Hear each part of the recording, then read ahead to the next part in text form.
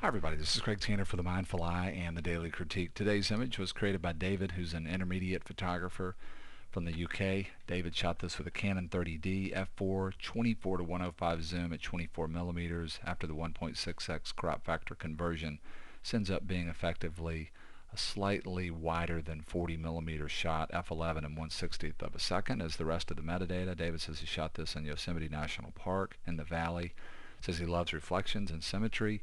And under questions, he says, how can he simplify to increase impact? Let's get into it here.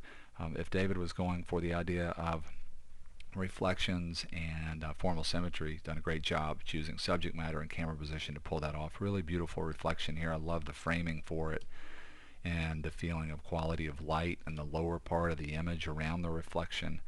From a formal symmetry standpoint, I like the way David is showing us a real strong sense of formal symmetry. What is formal symmetry? It's when we could take the image and divide it, so when we move back and forth on either the x-axis and or moving back and forth on the y-axis, that we will have two halves that are the same or close to the same. I like the way David is mixing that concept with dynamic symmetry, where we might have one subject that isn't in the middle, can't be divided. It could be a really small subject like this. It has a lot of visual weight in this case due to very high contrast. And then lots of other things in an asymmetrical way would have to balance this. David has an aspect of both, and I think that can work really well. If we have shots that are totally formally symmetrical, that can become static. The viewer can look quickly, sort of do the math of dividing, and there's nothing else to sort of break up that back and forth, and then they're gone. And so one potential takeaway from the video today is just the idea of working with both concepts. In images where you're starting to push towards formal symmetry, to look for something like this that might help to break that up and bring back in a little bit of tension that could help to slow the experience of the viewer down as they spend time with your image. Another thing that I love about this image, and I keep trying to push this on the Daily Critique, is the idea that David is working in the hard light of the day. You can tell from the lighting pattern here, this is just direct overhead, sort of middle of the day sun. And if we talk about sort of general guidelines, we can get into this mode where we only shoot big color landscapes in these really narrow windows of time, the beginning and end of the day, or in certain types of weather. Quality of light is relative to your subject matter and what you're trying to say about your subject matter, and particularly down here in the lower part of the image. One of the things that I really like about what's happening in this image is, even though it is this hard light of the day, there's a really beautiful sense right in the beginning of the shot of sort of a chiaroscura lighting pattern, very bright and very dark. This is real dramatic and beautiful. And then moving past that out into the middle ground of the image, there are these layers of light and dark that just keep playing out, that really help to create a simplicity of value, create a lot of depth in the image and simplicity of design, moving in this lower part of the image. And that just has to do with the subject matter that David has framed relative to this quality of light. And you could have a situation where the light is coming through an obstruction and it's creating this real harsh pattern of overlay of shadows and highlights that could just become overwhelming from a design standpoint. But from this angle, this subject matter, that's not happening. The light is beautiful. The aspect of the light that I don't enjoy so much here is the color of the light, and that's really hard to get around when we're working from a color standpoint. Just it's real basic what's happening. David's working essentially somewhere near daylight white balance. Whether he's chosen auto or not, you can look at this and tell that he's near daylight white balance, because the areas that are really bright are close to color neutral. You can imagine if the sun was in this shot, that it would look close to white. So we've got light source relative to color balance is going to be white. And then we've got the rest of the light source, rest of the sky, is this cyan. And then we have what we have in a ton of landscapes, lots of green foliage, and the camera exaggerates reflected light. So we've got direct light source white, ambient light source cyan, reflected light source green. When we add green, cyan, and white, we get this blue-green color cast. It might work for some subjects, but a lot of times for big landscapes like this, particularly where we're trying to take the viewer on a journey from near to far, it works counter to that. Everything feels blue-green, and so it's just a one note from a color standpoint. We don't have the difference between warm and cool to suggest being drawn into the scene, and so it starts to sort of push us back from an emotional color standpoint. We sort of sit back from the whole image. And in the landscape, overall, blue-green is just ultimately, it's not that inviting. It's not a color feeling that draws us in. And that's going to be very hard to get around.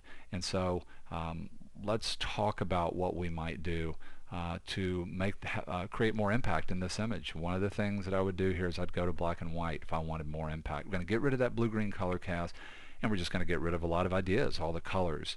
I just use the green channel. Going to channels, I just use the green channel here so that we could do this work quickly. It's just a basic starting point for a black and white conversion. Then what I did was 3 series of adjustments to try and push back towards this feeling of beautiful contrast that David has from near to far in the image. So I darkened overall, I popped the highlights, came back in and added some low value, and now we're kind of back to this feeling of contrast. When I get to here, then sort of the last thing that I want to do to simplify and to increase impact is to crop this from the top. One of the things that is so tempting to do as a landscape photographer is to include the top of the room. That's what I call this area up here. Particularly when we have an amazing subject like this in the background, you want to fully describe it for the viewer. When we do that, we run into the potential for all kinds of issues that might rob the image overall in terms of an impact standpoint. One of the things that happens when we fully describe mature subjects, a mature subject is a subject that's been photographed a lot. I believe this is El Capitan, so maybe one of the more photographed geological features in national parks anywhere, is that a viewer that is familiar with this looks and says, okay, that's El Capitan, and then they go away. Simply because they've seen so many pictures of this. There's not sort of a sense of mystery and in storytelling. It's the idea of what's happening along the way and the need to sort of pay attention, to kind of figure out, and then anticipation of the end.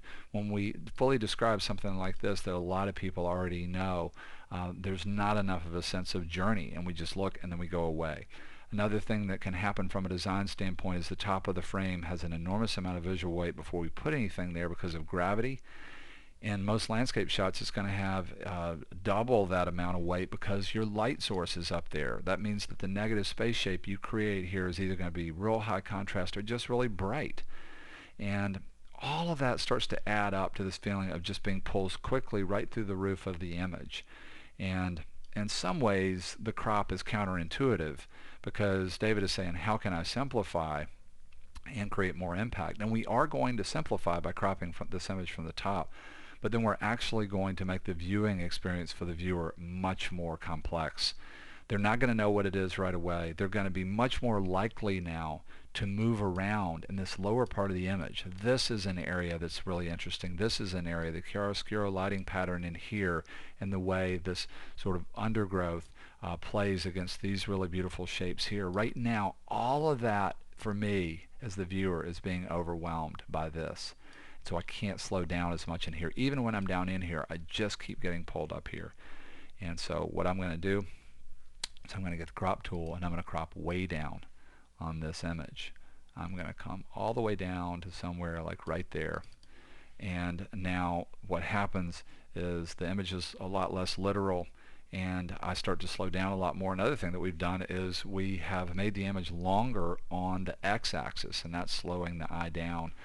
You know, one of the big takeaways from the video today that I really encourage you to try and do, maybe for the next few months, if you're a beginner, intermediate, or intermediate photographer and you like shooting these scenes, is every time that you can think about it and try and pull it off, that you frame up a big traditional scenic shot to try and create at least one variation where you don't show the top of the room, you don't finish the background idea, and then compare that type of composition with a more literal type, and see what kind of impact that has on the way you feel about your own work and just how it changes the way you might start to see the landscape. Love to hear your feedback about the video today.